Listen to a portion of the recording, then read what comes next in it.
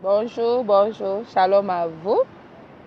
Je vous salue dans le merveilleux, dans le précieux, dans le glorieux, dans le magnifique nom de notre Seigneur Jésus-Christ. Le nom qui est au-dessus de tout nom, le nom qui impacte les vies, le nom qui brise les barrières, le nom qui détruit les œuvres de l'ennemi dans les vies. Je vous salue dans ce précieux, dans ce glorieux, dans ce magnifique nom. Soyez bénis au nom de Jésus, vous tous qui avez cliqué sur Play pour écouter cette vidéo. Que l'Éternel vous bénisse et qu'il vous fasse du bien. Moi, c'est l'évangéliste Marlise depuis Dubaï. Que Dieu vous bénisse. Voilà, et aujourd'hui, j'ai fait un post là-dessus hier soir et j'aimerais parler aux célibataires, aux hommes et aux femmes qui sont célibataires. Je voudrais te dire que ton célibat ne vient pas d'un lien de sang, ton célibat ne vient pas d'une attaque de sorcellerie quelconque.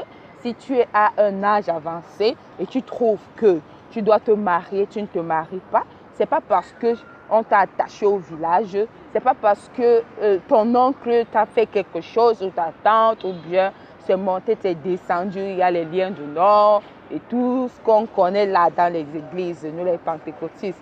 On connaît beaucoup de liens, on a donné beaucoup de noms aux démons. Mais ce n'est pas pour ça. Parfois, c'est parce que Dieu a un plan pour nous.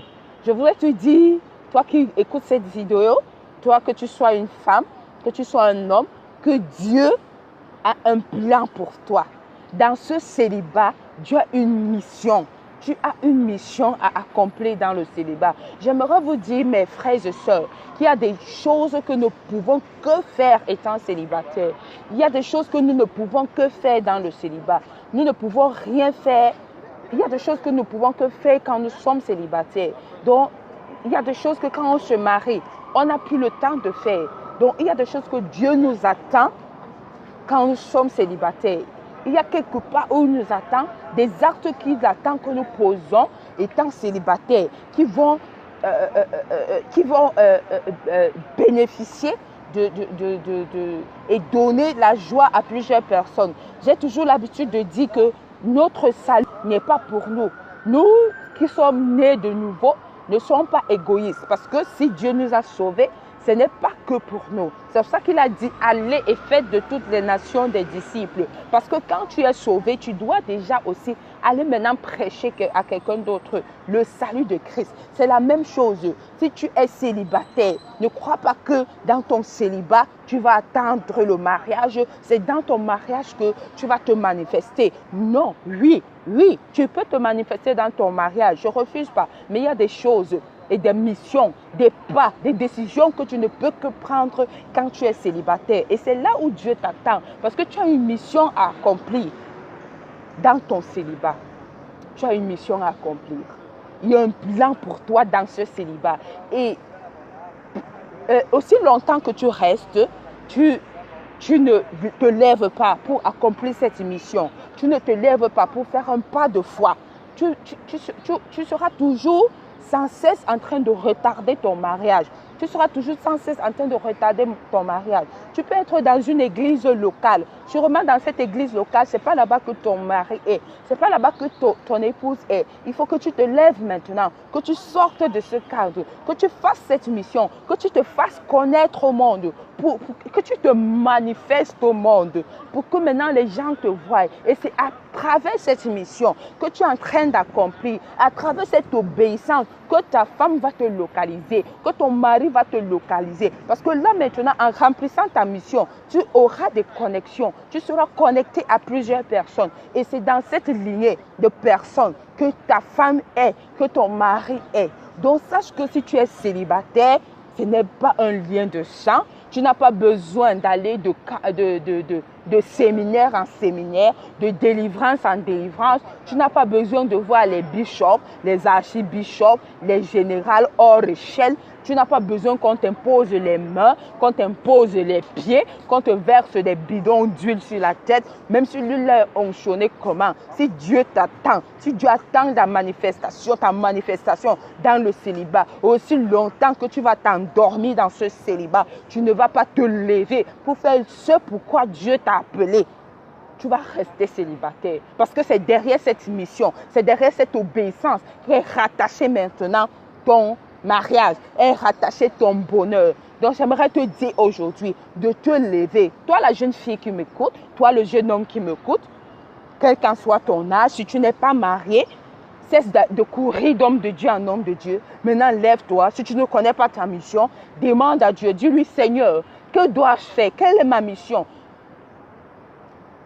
Où est-ce que tu m'attends? Je voudrais me manifester parce que la Bible dit la création attend avec un ardent désir la douleur d'enfantement, la manifestation et la révélation des fils de Dieu. Un fils de Dieu qui se révèle, un fils de Dieu qui se manifeste n'est pas seulement marié, mais il y a des femmes célibataires qui se manifestent. Il y a des femmes, des hommes célibataires qui se manifestent, qui prennent l'œuvre de Dieu à cœur et qui le font de tout leur cœur. Peut-être ils le font mieux étant célibataires que le feront étant mariés. Parce que dans le mariage, ça implique beaucoup de choses. Le mariage implique beaucoup de sacrifices. Non seulement maintenant, tu dois chercher à plaire à ton époux, tu dois chercher à plaire à ton épouse. Encore plus, tu dois chercher à plaire à ton Dieu. Donc, il y a beaucoup de choses qui te seront demandées dans ce foyer. Maintenant, c'est dans ton célibat que tu dois préparer. Tu dois préparer ton ministère. Tu dois préparer ta mission. Tu dois la faire pour l'accomplir afin que dans ton foyer, non seulement tu aies un foyer glorieux, mais que ton foyer soit également béni. Parce que là, tu seras un homme prêt, un homme mature pour le mariage. Tu seras une femme prête, mature pour le mariage. Donc, Dieu ouvre tes yeux, ouvre ton entendement afin que tu comprennes ce message. Si tu connais ta mission, lève-toi et agis. Si tu ne la connais pas encore, demande à Dieu, Seigneur, dis-moi pourquoi.